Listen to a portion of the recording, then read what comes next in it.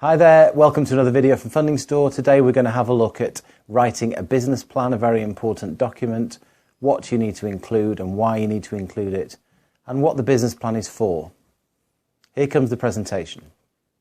This is intended to provide an overview of how to write a business plan, including how it should be structured and what content should be included.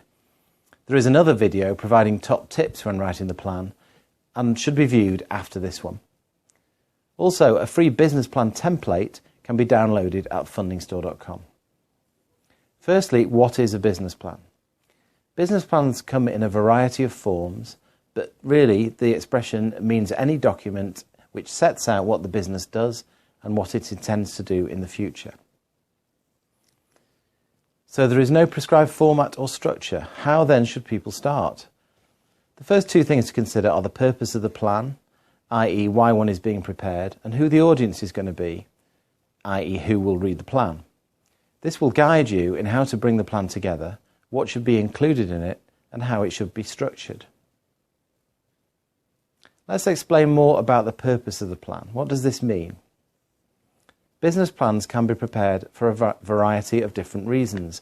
They can be used as a means of documenting internal planning processes, communicating key actions and objectives to staff.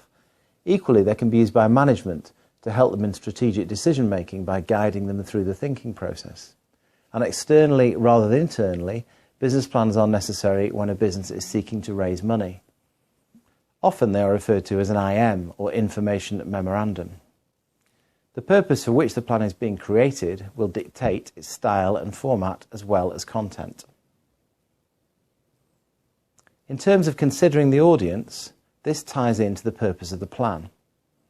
Consider who will be reading the plan. Is it just for internal purposes, or will outsiders, such as banks, suppliers, potential acquirers, also get access? Business plans can be very factual, or can be used to promote the business. So when considering the likely audience, always think about the reader's perspective. If you were in their shoes, what would you expect them to want from the document? Meeting your audience's expectations will increase the benefit and value of the document. So we know we've got to prepare a business plan and who it's for. How do we go about setting a structure? This will be influenced by the considerations already discussed, but there are some general themes. Most plans do conform to a standard structure. The plan will have an introduction section which sets out the reasons the plan is being prepared. This is then normally followed by an executive summary, which is effectively a snapshot of the whole plan, and enables a reader to look at an overview of the plan without delving into the detail. It's worth noting that many readers, particularly funders, never go further than the executive summary, so this part of the plan must be complete and informative. If they're interested when they've read the executive summary, then they will spend the time required to dig deeper into the plan. Beyond the exec summary, the plan will be divided into sections that describe the business, management, products and market. It will also provide a detail of strengths, weaknesses, threats and opportunities. Financial analysis of the past and the future will be there, so that readers can understand the profitability and cash flows of the business. Finally, a series of appendices will provide more detailed information, but this does not necessarily need to be in the middle of the plan. Often people put too much information in a business plan and readers just get bored. So going back to the executive summary, what is this for and how should it be written? The exec summary provides a snapshot of the plan as a whole. It allows the reader to quickly understand the business and opportunity that is being explained, the what, how, why and who of the business. The purpose of this is to create interest in the rest of the document and encourage a more detailed read, but at the same time give enough detail to provide a meaningful understanding of the key messages. If the plan has a strong purpose and with a clear understanding of the audience, the exec summary will also start to sell the opportunity that is being summarised. Ultimately, it should whet people's appetites, encouraging them into the detail. We also mentioned that the more detailed sections should include the business description and the SWOT analysis. So let's have a bit more detail on what's typically included. The detail sections will vary depending on the kind of plan and the business it's describing, but there are a number of key areas that do need to be covered.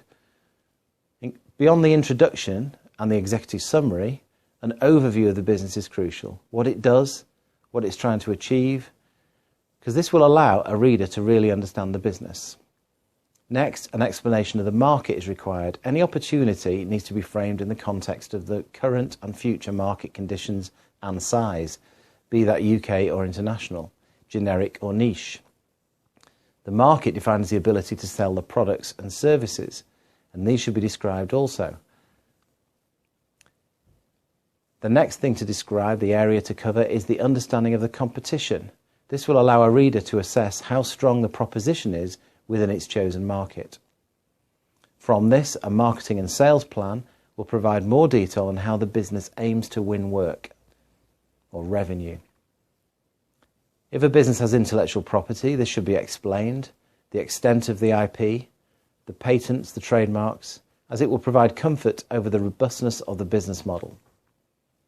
As well as describing opportunities and plans, a good business plan will also recognise and accept risks that will be faced. The key here is to articulate these risks, how they will be managed, and what can be done if they occur. Next, and one that is always of very high importance to funders, is the management team, explaining who does what skills and experience they have, how they work together. Management is often cited as the most important factor in the success or otherwise of a business. An explanation of what the business has achieved to date, including financial performance, will set a backdrop for the key action plans that are envisaged within the business plan. Where is the business in its development? What are the key actions that are needed to deliver success? Business plans work best as fluid documents, adapting to changing circumstances and evolving action plans as necessary. Finally, the plan should include financial projections that show what future performance is expected, profit, cash flow, etc. These should include sensitivities to demonstrate the impact of risks and performances below expectations. If the plan is being used to raise money, the financial section should also provide an understanding of funding needs, what those funds will be used for, and how investors will receive a return through exit planning. It's important also to mention milestones. Many of the plans we see, particularly for early stage businesses, are asking for too much funding, which is impossible to raise.